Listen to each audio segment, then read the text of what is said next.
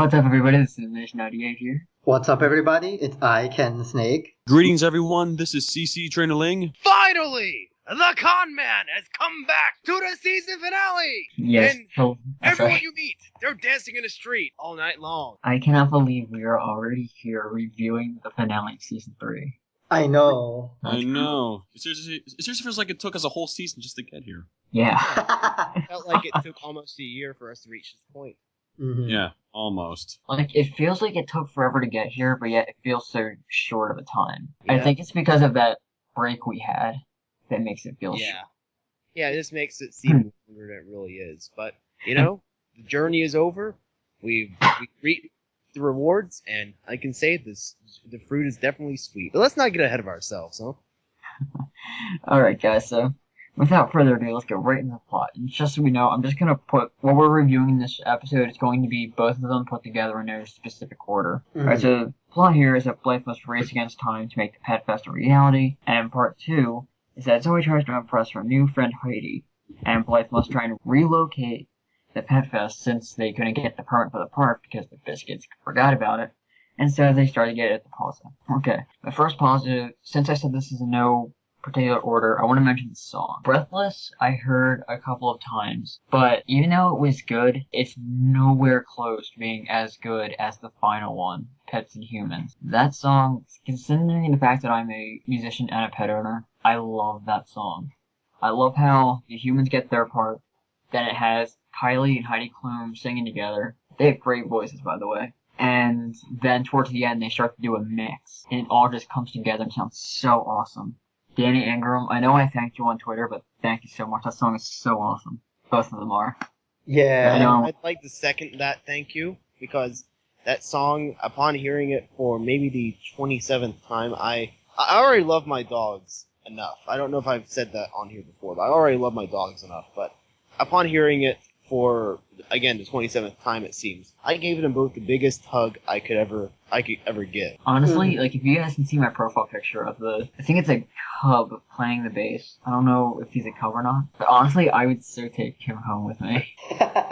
And I take home all those avatar pets. is All of how them. I've eaten my non-existent popcorn. Just Yeah. eyes glued to the screen. I'd also like to talk about both of the songs, because even though Pets and Humans was definitely better than Breathless, I still enjoyed Breathless. But Yeah. in order to really like the song Breathless, you should have been a huge fan of teenage boy pop bands in the early and mid 2000s, kind of like the Backstreet Boys or Jonas Brothers. And I'd also like to mention that Jason #1 for Breathless was sung by Dan Siyui, and the song was really catchy, I have to admit, and it gets stuck in my head a lot. And then for Pets and Humans, I love the message it's trying to get across, Yeah. because they have a makeshift duet between the Soul Patches and Zoe and Heidi, even though they're both in different rooms. And Heidi was sung by Shiloh Charity, not Heidi Klum. Oh, that wasn't Heidi?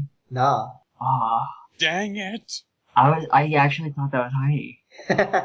Yeah, Okay. me too. I mean, whoever they got to sing for, bravo. What was her Bravo. name again? Perfect casting. Shiloh Charity. Another person I do not know. Yeah, I can't say I've heard of that either. But sometimes some of the best talent is the undiscovered kind. But speaking of Heidi, she is definitely one of the positives of this two-parter, am I right? Yeah, definitely. Oh yeah. She gave Yeah. a spectacular. I just love that accent that she's given. I don't know, what's that, like Jersey or New York? Something like that? Something. I'm probably gonna go with New York on this. Yeah, most likely. Maybe like Bronx or something. Yeah, Bronx, Brooklyn. Brooklyn, somewhere around that area.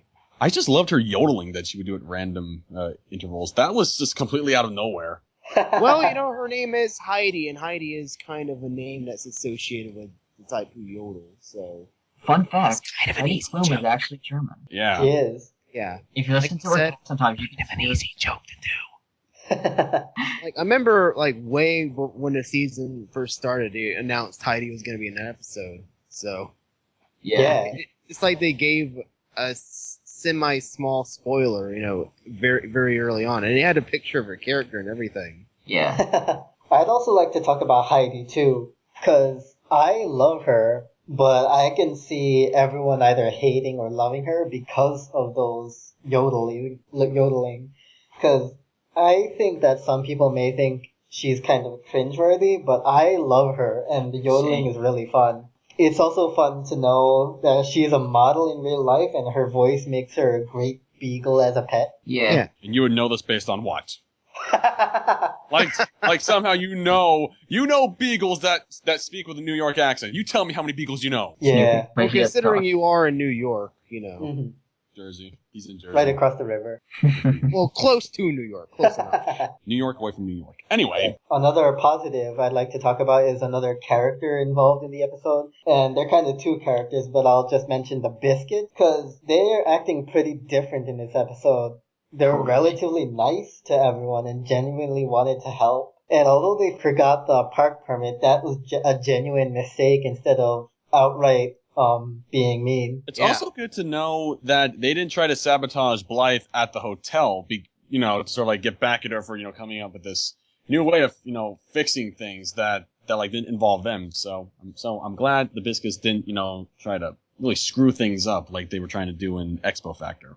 Luckily, they weren't the Flash Sentries in this episode, where the references and callbacks. If you look in the crowd, like, obviously we saw Jasper, we saw Sue, we saw Roger doing Gangnam Style, there's a reference there. And for the pets, you saw Delilah, Cairo, Tootsie, Genghis, Sugar Sprinkles, Buttercream. Basically, you saw them all. Basically, almost all the pets that we saw Yeah. before. And We And also also got Cor- all the humans, too. Yeah, we also Yeah. got Cora. yeah, and the other part I also wanted to mention was for references. If you were listening very closely, they said band names was Adam and the Spider Monkeys. And if any of you who are watching this have ever watched a show that Julie and Tim have made before called My Gym Partner's a Monkey, that was what they were referencing. It was a Yeah, callback. that was the main characters for that. Adam Lion and Jake the Spider Monkey. Yeah. But I know this because I'm probably one of the biggest fans of that show. Back when it was airing and now. Because everyone seems to have hated it. And I'm like, dude, give it a chance. It's pretty cool. Mhm. But Same with Milo. yeah, that I didn't actually catch that the first time. It's like literally minutes before we started this, I got that reference. Yeah, I had to go through it a few times in order to see that. Another positive is the Plaza Hotel, because in our review for A Night at the Plaza, I mentioned in my final thoughts that I would love to see the Plaza Hotel coming back, but I never actually expected that it would come back. So I was kind of both right and wrong, and I'm so glad they brought it back because it looks amazing. Well, it seems you got your wish. Yes, But then again, certainly we did get kind on of, kind of had to expect it to come back anyway. Yeah. And Yeah. it looks so great on the inside. We see all the different rooms with all the different past pets and humans. It's Mhm. great. Yeah, it doesn't look so Nickelodeon-ish anymore. Finally. I guess for that we can go on the negatives. Yeah, let's. I.e., snakes negative. Yeah, 'cause I'm snakes- probably snakes- I'm probably the only one here that has any negatives. So Well, they're more I'll- like nitpicks, in all honesty. Yeah. Yeah, so they're mostly nitpicks. So the first one I'd like to mention is something about the soul patches that bothers me. If you notice, Jason number 1 is the only one of the soul patches that speaks, and he speaks for everyone else. It's like the rest of the members have no voices or personality, and it kind of makes him seem like he's the leader or he's the only one important in the group when the other members are just as important. See, that raises a couple of theories for me. Hear me out on it. Either A, the rest of the band members just have like a chip implanted on them where they can only sing backup or do their own lead parts. But if they speak, they get electrocuted or some kind. Or Jason is literally just the face of the band, and they made a couple Bizarro clones of him that can only sing, but if they try speaking, they speak like Bizarro from Superman, Oh, Jason is great band member. Wow. I know both of those are completely wacky reasons for why they don't speak, but I'm just going to assume that, maybe Jason is the face of the band. Like the one that all the teenage girls have a poster of, while the others is standing in the back of the alley in the shadows. Or maybe he just speaks on behalf of the other band members. Yeah, it's just they're like the buddy bears from Garfield and Friends. They just always agree with each other no matter what. Mhm. Well, maybe not so much agree, but, probably, they all just consult together and then they just have their spokesperson speak everything that they want to say. Pretty much, they're not Like Laura. that extreme to where they don't disagree on don't disagree on everything. Another tiny negative nitpick that I have is when Sunil was explaining Blythe's joke to Vinny, he's like, explains it so in detail that it just makes the joke not funny anymore. It's kind of a cliche to do that, and it made me cringe a little because it's not really funny. Well, that's what Sunil usually does. He always has to explain. Yeah. the Part of me obvious. just wants to pull McBain here and say, "That is the joke." Yeah. But when Vinny said, I lost you at, oh, that made it funny then. Anything else? Well, seeing you're the only one with negatives. Yeah, I really can't think of any beyond just, nitpicks. But who really likes nitpicks, eh? Yeah. I have no nitpicks in this. They're just Snake's littlest pet peeves, you know?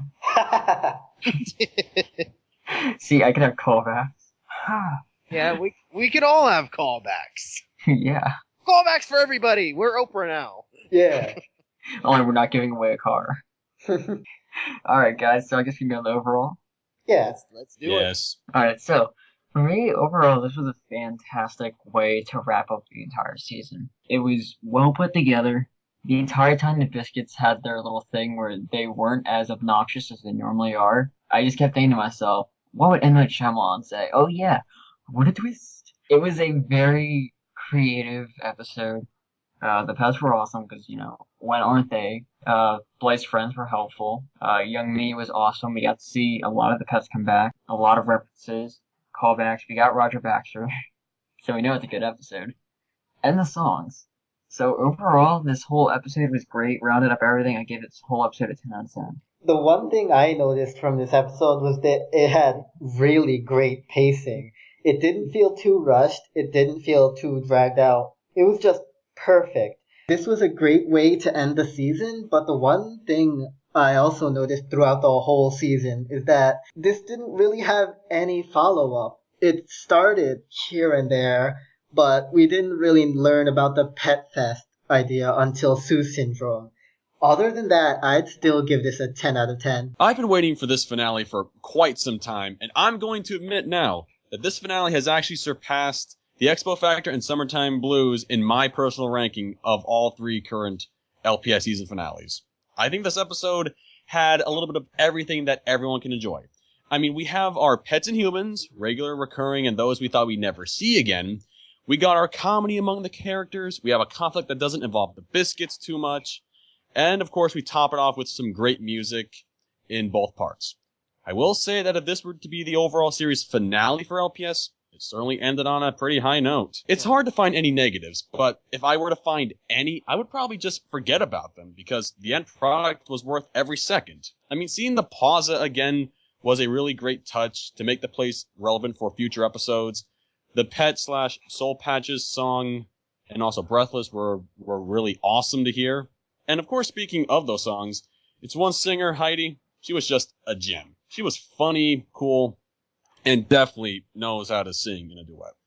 I give lots of points to Heidi Klum for coming on to provide a guest voice in this series, rather than, having to default to a regular cast member doing the guest voice. It's just too bad she couldn't provide her own singing voice, but hey, you just take what you can get. With everything added up, this episode is getting a spot in my top 10 list of best LPS episodes. And speaking of that number, this episode gets a perfect 10 out of 10. The short and sweet version of this, perfect 10 out of 10. But let me explain, like CC so eloquently did. This was an absolutely explosive finish, alright, to an already overall pretty awesome season. And I agree, this probably is the best season finale we've gotten, because it was so well thought out. It wasn't rushed. It wasn't dragging. Everything was on point. The comedy, the music was especially on point. The story was on point also, and all the callbacks and stuff. It just felt like this season was cohesive. Maybe not as much as build up, say, as season 2 with the whole all around the world shtick, or season 1 with the fashion school shtick. And they just mentioned this versus Sue Syndrome, but everything came together, and it was literally a perfect mix. I have nothing negative to say beyond just a couple of nitpicks, which in the end don't matter, because everything came together perfectly. And once again, I'm going to say this, a perfect 10 out of 10. This is probably one of the best, not the top 10 for me, top 3. It might even be number 1. Who knows? But yeah, 10 out of 10 for me too. I think you see unanimous, gentlemen. Yeah. So Julie, Tim, everyone else that's working on this that may see this, kudos. Let's give them a round of applause, guys. Yeah. Yay, look at that. I'm clapping. So before we go out to outros, since this is the last episode of the season, we would need something to do in the off season. So we're gonna bring something back. This was LNS's job during the season 3 hiatus, but I think I could take it over. So why don't we introduce the randomizer? Again. That's right, folks. It's retro review time. Yeah. Next week will be season 1. So then let's start the randomizer. And the winner is Bad Hair Day. I love that episode. That works. Oh, yes. That's gonna be That's fun. the only bad part of this entire review. Oh boy, we're gonna be in for something great. Wow. Oh my. Alrighty, but now that we have that out of the way, this is Snail Nation 98. ICanSnake. CC Trainor-Ling. James the Con Man. And let me just point out, this is only the second episode of the series where the entire group is given a 10 out of 10. The last one we gave this to was Secret Recipe. Yeah, so halfway through the season, 10 out of 10. End the season, 10 out of 10. Perfect! You saw this coming, guys, but honestly, I wouldn't have a much of a good conscience if I gave it anything less. We will see you guys later. Adios. Peace out, home slices. Stay See you classy. Rock later. on, guys. Woo! Hello everybody, this is Downloads Bacon here, having an amazing time here at Pet Fest. Woo! I'm gonna spin till I fall down. Uh-oh. A few hours later. Oh, that was a crazy party. It's kind of funny that the journey to this party was pretty hectic. Let's review this episode. Let's do it. I guess let me begin with part 1. I'm not even sure what else to say. I'm pretty sure everyone touched up on this pretty well. This episode was really, really good, so I necessarily don't have anything to fault on when it comes to how they build everything up, especially with it being a 2-parter and the first part trying to lead into the Pet Fest. We're trying to find a location for the Pet Fest. You know, since the Biscuits they kind of messed up on there. But I love the fact that the Biscuits actually were aware of their mistake and felt bad for it. Instead of just saying, well, whatever, it's your dumb idea. That, I thought, was nice. And pretty cool, actually, to see the Biscuits at least slightly develop a bit of character. Now, people might assume that they did that just because they forgot. Actually, I think they forgot, or they knew about it the whole time and thought, well, we really don't necessarily need permission. Just snap our fingers and make things happen. And that's what they did, and, well, it did not turn out that way. And of course, something that made me laugh a little bit was when the Biscuits were hanging out with Young Me and Blythe, and they kind of said, oh, it smells like normal people. After they leave, spray it. But something that is sparking my interest is that you'll notice that the Biscuits and Young Me and Blythe have a lot of similar interests, actually. I don't know, if they really just talk to each other, I'm pretty sure they can be good friends. Like, if they just tried, they can be really good friends. And of course, my favorite scene of the first part has to go to Pepper's fantasy. I love the idea that Pepper was trying to start a joke, but always had Penny Ling and Minka keep interrupting. I don't know what it was, but that scene was probably the best scene. To me, I thought it was amazingly funny. It's the whole idea that Pepper could not get her joke, and then she forgets her joke at the end. I thought it was hilarious. Probably the best thing of the Pets of Season 3. Something else that I noticed that no one else seems to... I know it's a show and I should really just relax, but at times I just wondered, okay, Roger's allowed to fly the pet jet, like, so he can use the jet for personal reasons? I did not know that. It's interesting. Guess that's the benefits of working at the airline besides family flying for free. The part where Vinny is explaining the joke to Sunil, of course, it's a joke that works. I don't see any faults with it. That's about it, I guess. It was funny. Other than that, everything else is pretty solid. It's a great build-up to the part 2. Speaking of part 2, let's begin reviewing part 2. So they finally get the Pet Fest going. Again, the Biscuits were awesome in this episode too because they really helped out, kind of. Then we had Vinny and Sunil being the security guards. We had a lot of good things playing here, and it was very well done. Now, the only negative is that, according to Atkins, is that the other bandmates don't talk. Honestly, that seems like a giant nitpick. Doesn't really matter. They're all equal. It's just that they talk to Jason number 1 because Jason number 1 is their favorite, and they've talked to him before. So why not? Also, I'm pretty sure everyone spotted this, but Atkins can do me a huge favor here. Now, during the end, there's a part where Roger does a bit of the Ganmon style dance. I kind of want to see that with the actual Ganmon song, so if you could put that for a little second, a little loop.